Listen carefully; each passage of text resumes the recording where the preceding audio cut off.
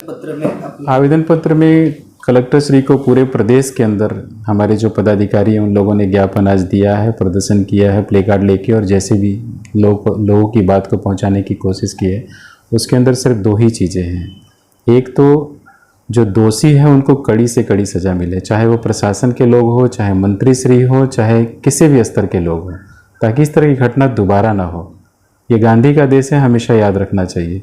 दूसरा, जो घटना हुई है उसकी कड़ी से कड़ी जांच करे, और जो निर्दोष मरे उनको एक सुनिश्चित और बड़ी रकम के रूप में मुआवजा मिले, ताकि उनका परिवार आ गया इस दहशत के माहौल से बाहर निकल सके। जिन लोगों की मौत हुई है इस पूरे कांड में, उनके घर वालों को मुआवजा बिल्कुल निश्चित तौर पे मिलना चाहिए, क्योंकि उनकी गलती नहीं है, ये प्रशासनिक भूल है, तो प्रशासन को तो उसका मुआवजा देना पड़ेगा। पीने वालों से ज़्यादा बनाने वाले दोषी हैं। और अगर मैं मान लीजिए कोई प्रतिष्ठान चला रहा हूँ, अगर मेरे प्रतिष्ठान के अंदर कोई भी गलत चीज़ होती है तो उसकी रिस्पॉन्सिबिलिटी किसकी होगी? निश्चित तौर पे मेरी होगी। तो ये प्रदेश का मुखिया कौन है? प्रदेश का प्रशासन किसका है? उनका है।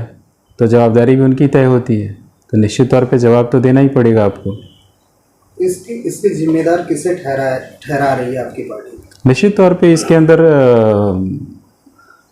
प्रशासन का, और जो इसके अंदर ये चूँकि एक स्तर की चीज़ नहीं, जो आज इन लोगों ने जो जिस तरीके से कंजम्पशन किया है उसी तरह की शराब बन रही है और बिक रही है। उसका कारण भी है कि अभी हम लोगों ने थोड़ी देर पहले चर्चा करी कि एक के बनिस्पत 3 के अनुपात में खर्च हो रहा है गुजरात के अंदर।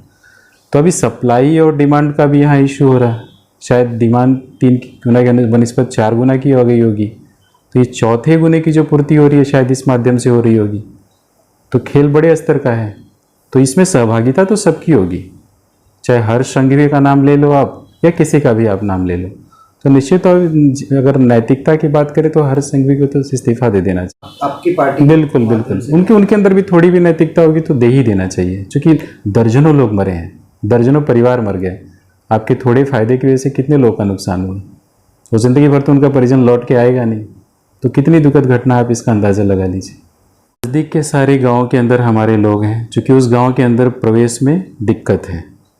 जिस तरीके से रोका टोकी है, जिस तरीके से मृत्यु के बाद एक श्रद्धांजलि होनी चाहिए या उनको ऐसा होना चाहिए, उससे भी रोका टोका गया कई तरीके से।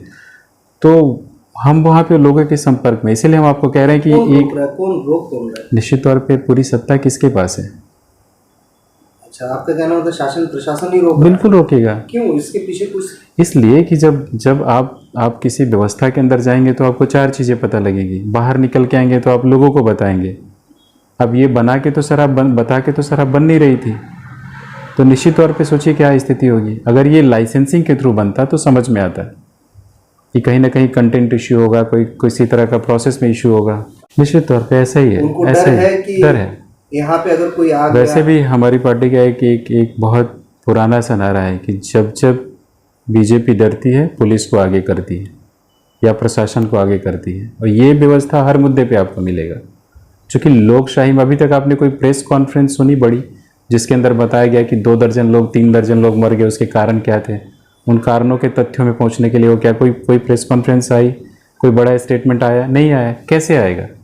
आपकी नीयत में खोट है, इसलिए इसकी व्यवस्था में खोट है, इसलिए वहाँ पर्दाफाश होगा। इसलिए निश्चित तौर